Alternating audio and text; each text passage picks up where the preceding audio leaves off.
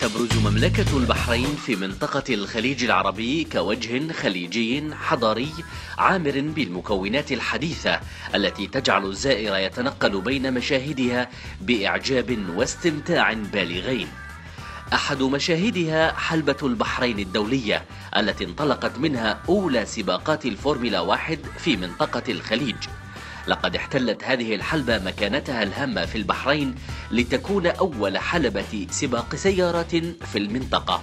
تنوعت السباقات التي نشطت في حلبة البحرين كنموذج متقدم لسباقات السيارات التي يحرص على حضورها محبو هذه الرياضة من جميع أنحاء العالم، فأصبحت متاحة لأبناء البحرين والخليج. ومن سباقات هذه الحلبة سباقات دراجات نارية فئة 600 لتر، وهو سباق محلي للشباب البحريني والمقيمين، حيث يشتركون بدراجاتهم لإشباع هواياتهم في قيادة هذه الدراجات والتدريب على الاشتراك بها في السباقات المختلفة. سباق آخر تقيمه الحلبة وهو سباق السيارات ذات المحركات بقوة 2000 لتر. هذا السباق يشكل فرصة واسعة للشباب البحريني والخليجي وللمقيمين كذلك لممارسة مهاراتهم في فك وتركيب محركات السيارات المختلفة ثم الاشتراك بها. مساء الخير. يا هلا، مساء النور. تعرف عليك؟ صلاح الدين، متسابق بحريني في فئة ال 2000 سي سي بتلكو. ما ادري اذا بتلكو، لا اي بتلكو. كم يعني هاي السباق الاول؟ صار لك كم من سنه في هالمجال، وهل شيء هوايه ولا شيء اساسي؟ انا طبعا ابتديت اسابق تقريبا من 25 سنه. ابتديت في الاوتو كروس وتطورت يعني الرياضه حتى في وقت الدراسه في الخارج، وبعدين تطورت اكثر يوم صار عندنا حلبة البحرين. الحين في اخر 10 سنوات سابقت في كذا بطوله والحمد لله يعني توفقنا. الحمد لله ما شاء الله. زين، لو تخبرني باختصار نوع سيارتك او امكانيات سيارتك هالاشياء كلها. هذه طبعا هوندا سيفيك، المحرك مالها بعد هوندا 2 لتر. سيارة كانت اصل تنزل 1.5 لتر. طبعا هذه البطولة الليمت هو الماكينة، ما في ولا سيارة تقدر تتعدى ال 2000 سي سي.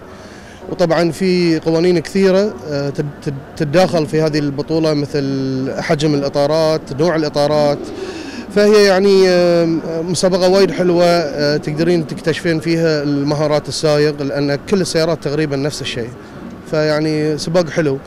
طبعا احنا كنا مشاركين العام والحمد لله توفقنا وخذنا البطولة، لكن السنة ما حالفنا الحظ. من أول سباق صادتنا مشاكل وتونا الحين داشين مرة ثانية، داشين عشان نجرب السيارة ونشوف شنو نقدر نسوي حق الموسم الجاي. فيعني نتمنى حق الشباب كلهم التوفيق، ونتمنى لنا التوفيق بعد ان شاء الله باذن الله. لا بالتوفيق. هل حسيت يعني انا حسيت ان دائما المتسابق حتى اذا كانت يعني هالفرصه مو حقه ياخذها ك يعني تطور او استفسار عن السياره او تجربتها بطرق شتى يعني. طبعا يعني ما في مكان الواحد يقدر يجرب سيارته الا في المكان اللي راح يسابق فيه. ف يعني حتى لو الواحد مثلا فقد الامل انه ينافس على البطوله، المفروض يتم يشارك علشان يجهز سيارته حق الموسم الجاي، يكون يعني مستعد حق المشاكل اكثر. احنا للاسف انه يعني صادنا وايد مشاكل الموسم اللي فات، فالماكينه تعبت، واول سباق في هالموسم ما كنا حاطين حسابنا انه بتتعور وتعورت. فيعني لما حصلنا ماكينه وسويناها اخذ له وقت وايد. وفي نفس الوقت احنا يعني مرتبطين في بطوله الدراج ريس وقاعد نشارك بسيارتين، فصعب ان نشارك 3 سباقات في موسم واحد. بس الحمد لله إن شاء الله راح نواصل إذا ما صارتنا مشاكل، وإن شاء الله نتوفق.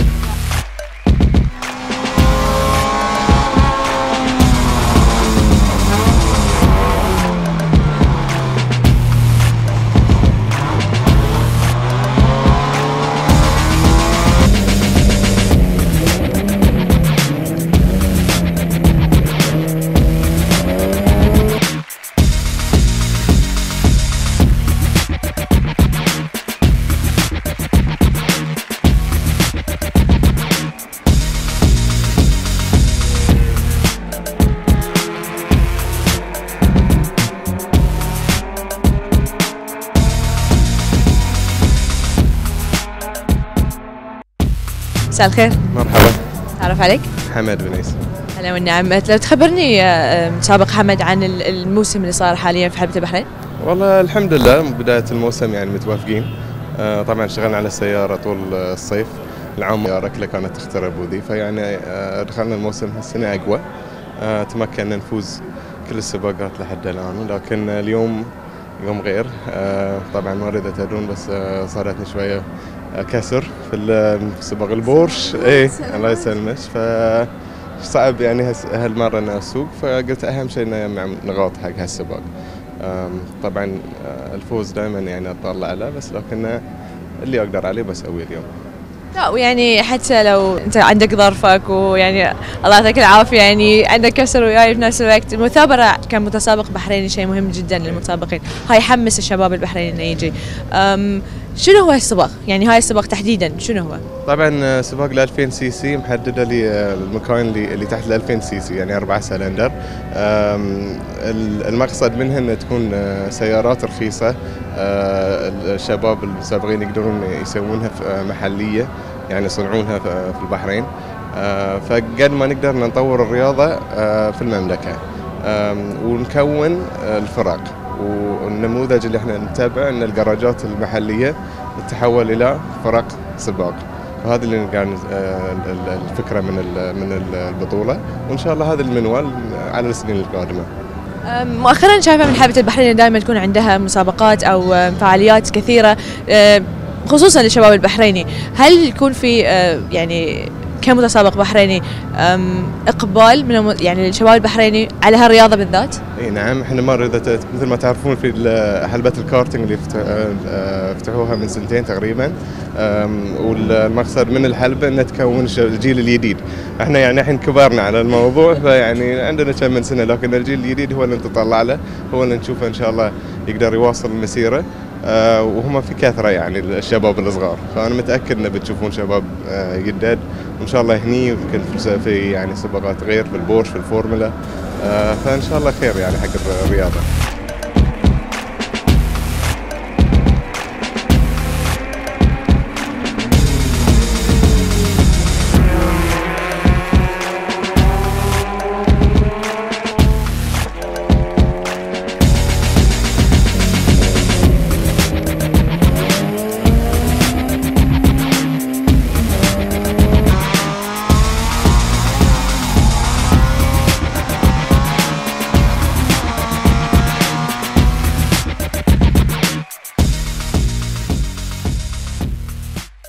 Good evening.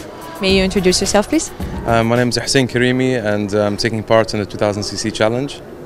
How long you've been racing? This is my 3rd season, I think. I took part in 2.5 seasons, so I've been really enjoying it. It's our 2nd night race, so it's a really different aspect for us, and it's really exciting for people to watch because there's not many night races around. It's after the 10th anniversary from B.I.C. Can you tell me a little bit of your experience going as a driver? Well, I haven't had many race experience in the past. I'm an avid enthusiast with cars, and I love cars since I was young, and this is the first actual racing series I've taken part in. Everybody can take part in, you just need to apply for a racing license, build a car or buy a race car and take part in the series, which is really fun. So you guys, you told me this is the 2nd night, so you had last night a racing as well? Not the previous round. One of the earlier rounds we had one night race, which was a lot of fun as well. Alright. So how this is going? Can you tell me as a racer, like how's the round going? Was it all of you, like whoever participate, or certain, like making you parts, like groups?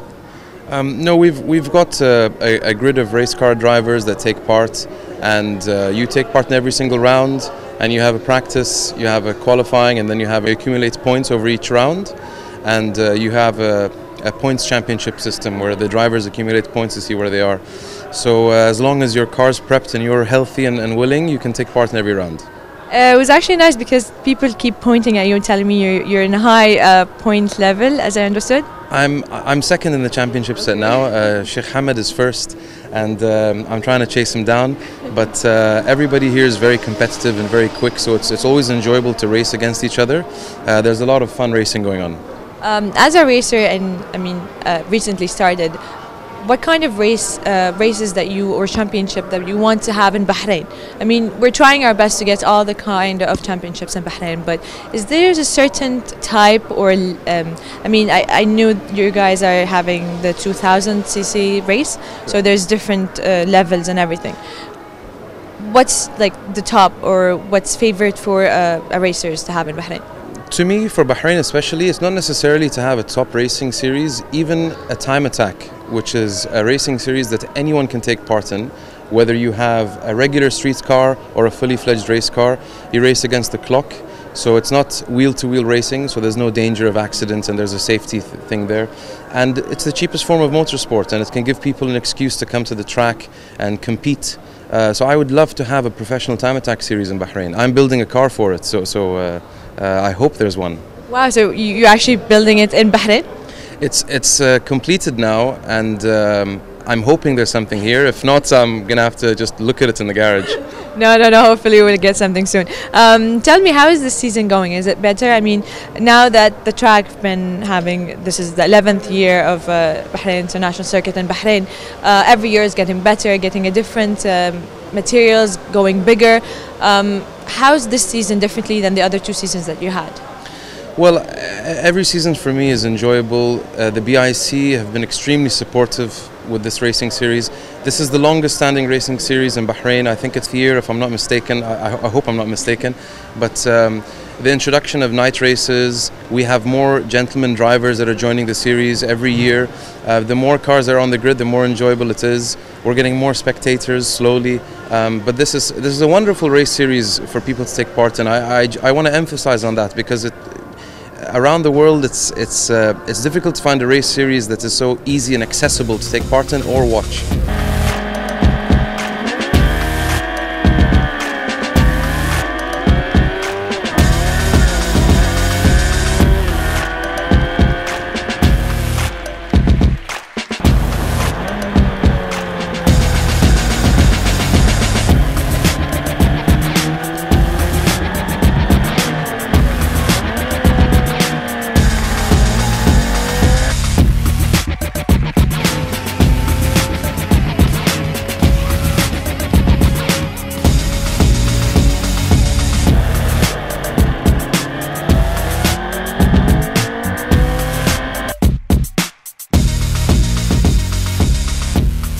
تعرف عليك؟ صالح الكندري من الكويت. هلا والنعم فيك، مرحبا في البحرين. شكرا. انت متسابق طبعا بايكس بايكس بالعربي. البي ام ار سيريز. بي ام ار سيريز، هاي ريس معين عالميا ولا فقط في البحرين؟ ريس محلي في البحرين، بس الخليج كلهم اهل، فكاني سايق محلي. عندنا جناسي ثانيه شباب عايشين بالبحرين من استراليا، المانيا، جنوب افريقيا، يعني في تنوع الجناسي. والبطولة عبارة عن فئة معينة من الدراجات اللي هم تشوفونها وراي، اللي هم هوندا هورنت 600 سي سي. فبطولة حلوة يعني. هل أنت متسابق جديد ولا من زمان؟ في البحرين هذه أول بطولة لي يعني. بس قصدي بشكل عام. أي شاركت في قطر من قبل البحرين، والحمد لله. صراحة سباق الدراجات شيء شوي جديد على الخليج. هاي شيء صحيح ولا من زمان كان في مثلا مسابقات؟ يعني أنا بالنسبة لي كان شيء جديد يعني صار. أي كانت هي مو سيركت ريسنج، كانت ديرت بايكس ام اكس ريسنج. اي احنا يعني خلينا نقول يعني سبقونا في الرياضة هذه، بس كسيركت البحرين طبعا أول سيركت في الخليج، فكانوا مهتمين بالسيارات أكثر. الحين فتحوا المجال للدراجات. مساء الخير. مرحبا، مساء النور. تعرف عليك؟ عماد شحادة. أهلا عماد، من البحرين؟ من الأردن. أهلا وسهلا فيك. عايش في البحرين. كمتسابق هل هذه هواية ولا شيء أساسي؟ هي هواية. احنا دائما بنيجي على الحلبة لما يكون في تراك دايز، اوبن تراك دايز، بس هاي المرة البحرين او الBI.C اول مرة اعتقد بيسووا تشامبيونشيب للبايكس، وانا من الناس اللي كنت يعني مهتم، من اول الناس اللي برضه اللي شاركت معهم بالموضوع وجبنا البايكس من بريطانيا. البايكس كلها نفس البايكس الهوندا هورنت، وحلو كهواية يعني. انزين انا الحين قال لي متسابق سابق انه هو انتم بس سويتوا البراكتس حاليا. صح. الكواليفاينج بعدين الريس. صح. اليوم الريس زي ما شايفين بالليل، هاي اول مره برضه. اللي طلعنا الطلعه الاولى الان كانت براكتس، الواحد يشوف الطريق، البايك، السيت اب اللي عامله، الويز، لانه الويز وهي جديده اول ما تركبيها بدها كابل اوف لابس لحد ما يصير في جريب. كمان نص ساعه بيكون في الكواليفيكيشن، وقتها بيعينوا مين بيكون على الجريد according to the timings اللي بتاخديها بالكواليفيكيشن، تكون الاول او الثاني او الثالث in a row. بعدين بصير في ريس 1 بعدين ريس 2. هو كل الشامبيونشيب يوم واحد؟ لا، كل شهر في a race a day for race، وهذا اليوم بيكون في 2 races. النتائج تبعت ريس 1 بينطبق عليها وين بتكون واقف بالجريب على الجريد سوري بريس 2. ففي 2 races each day. هاي يعني الشامبيونشيب ايش كثر يعني مدتها كم شهر؟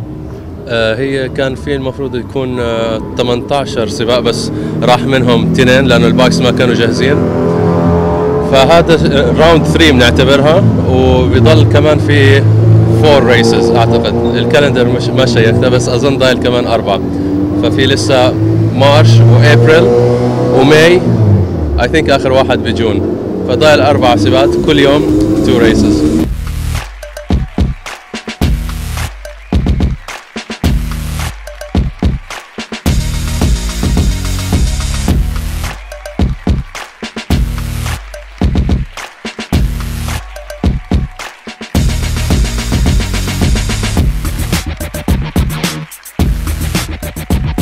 مساء الخير. مساء النور، يا هلا.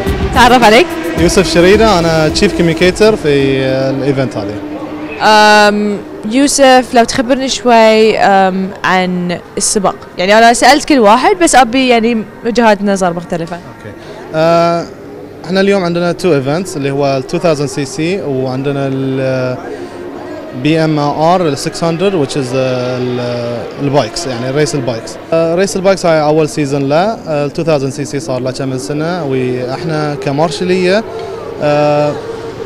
بتكلم شوي عن رول المارشلز. المارشلز متوزعين على الحلبه في كذا بوينت. بيسكلي شغلات المارشلز اللي هم يعني the way of communication بين الريس كنترول والدرايفرز. يعني ان كيس صار يعني انسيدنت او حادث على التراك، فالمارشليه هم اللي يخبرون الدرايفرز انه حاسبه في مثلا اويل اون تراك، اي شيء اون تراك، they communicate يعني ويا الدرايفرز. هل يكون في تعليم معين حق الشباب انه مال المارشلز قبل ما يدخلون الحلبة انه يعلمونها شيء معين في كورسات، او مجرد انه شخص لا في هالنوع من الرياضة يكون مؤهل؟ هو تقريبا يكون عندنا تريننج سيشنز تقريبا كل نص سنه حق نيو مارشلز واولد مارشلز. نعلمهم شنو البيسكس، يعني لان احنا عندنا في فلاجز الوانهم مختلفه، نعلمهم شنو كل لون يرمز حق شنو. في عندنا تراك مارشلز نعلمهم، هاي التراك مارشلز هم اللي يدشون اون تراك، they recover the cars or any debris يعني اون ذا تراك. في عندنا بعد الكوميونيكيشن مارشلز اللي هم اللي عندهم الراديوز، they communicate back to us في الريس كنترول. زين يوسف، ما شاء الله شايفه يعني دائما اشوف المارشلز جروب واحد، اخوه عندهم شيء مقدس ان احنا مارشلز ولازم، وما شاء الله يقعدون بالساعات في بوينتس. في ناس اشوفهم بروحهم في نص التراك في بعيد يعني. هاي الحب هاي الشغف يكون منهم شخصيا ولا انتم تدفعون في هالشيء؟ طبعا هو كشغله المارشل يعني هي مو شغله سهله، يعني مثل ما قلتي انت انه يتمون ساعات طويله، في ساعات تجينا ايام من الصبح لين في الليل نكون اون ذا تراك في الشمس في البرد شنو كان الجو. بس الشباب هني ما شاء الله عليهم حابين الرياضه، رياضه السيارات ولا رياضه الموتور سايكلز، يعني حابين هاي الشغله، فهم جايين من نفسهم متطوعين عشان يشوفون هالرياضه. هل يكون في مثلا يعني عارف سالفه انه في دائما تجمعات خاصه للمارشلز مميزه ليهم، هل هاي الشيء يكون من جمعيه المارشلز ولا من الحلبه؟ لا احنا عندنا المارشلز كلاب، المارشلز كلاب هم اللي ينظمون تجمعات لنا. عندنا ييرلي جاذرينج يعني نسوي، عندنا المارشلز كامب في الصخير، ففي كذا ايفنت سوشيال ايفنتس يعني اللي تجربنا من بعض وتجمعنا يعني. هل يكون الحلبه مسانده للجمعيه ولا؟ شيء طبيعي الحلبه يعني ما تقصر مع نادي المارشلز، يعني بقد ما يقدرون قاعد يساعدونا بكل ما عندهم يعني.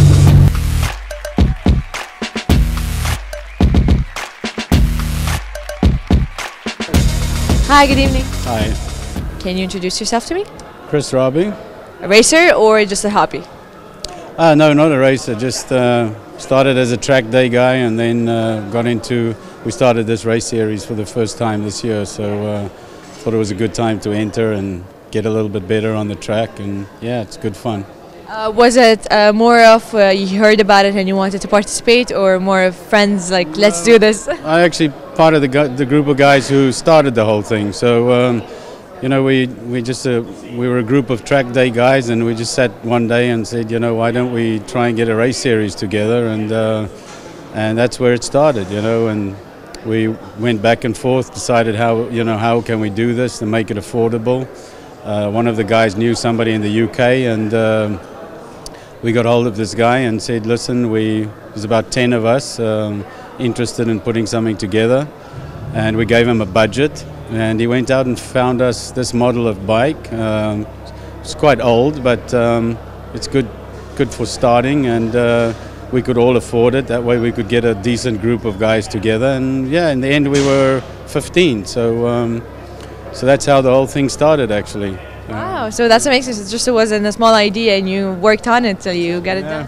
I mean, we have track days, you know, we always do the track days, but you know, we always wanted to do something a little bit more. You have the B.I.C 2000 car series, and I actually did that about 5 years ago, and so I had a bit of experience with how it works, and yeah, and we thought, you know, it's great to do it with bikes too, and lucky for us, the B.I.C, you know, it was very supportive and said, yeah, let's do it. The BMF and everybody supported us, and we got the thing going. Yeah. Oh, so how did you do that? Did you have a certain ads for it, or it was talk to talk kind of thing? No, I mean, initially, like I said, it was the core group of guys who, if we couldn't get them to agree and to, you know, put the money on the table and actually stick through it, we wouldn't be able, you know, it wouldn't have been able to do it. So one of the guys that ride with us on a regular basis, because we also do Friday rides in town, you know, like, so we got a big other club that we ride with, and one of those guys, he's involved with the B.I.C, and he was our sort of inside man, negotiated with them, talked to them, put the idea on the table, and once we got the go-ahead that they're interested, that's when, you know, everything started to happen. Yeah. I mean, I've seen the guys, I've talked to a few of them, they're very excited about it, they're prepared. This is the first day of the race. I mean, I understood the race goes on few months before the championship. Third round now. There's 2 races per round, and we actually missed the first 2 rounds. We were supposed to start at the same time as the cars. I think it was October or September, October. But we missed the first 2 rounds. The bikes weren't ready. You know, we only had a really short time to try and get it all done. And the guy who was building the bikes, he couldn't get them all done in time. So we missed the first 2 races, and this is now our 3rd round. So we got another 2 left after this. So it's a good start for the season, and then, you know, hopefully now we have a lot of preparation time for next season, and trying to make it better even then.